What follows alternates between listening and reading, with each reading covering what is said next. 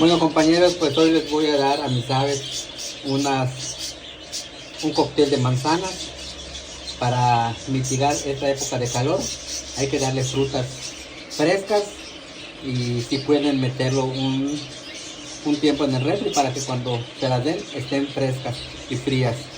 Yo les voy a dar hoy una mezcla de manzana gala, perón y la manzana Granny Smith. Saludos y compártanme.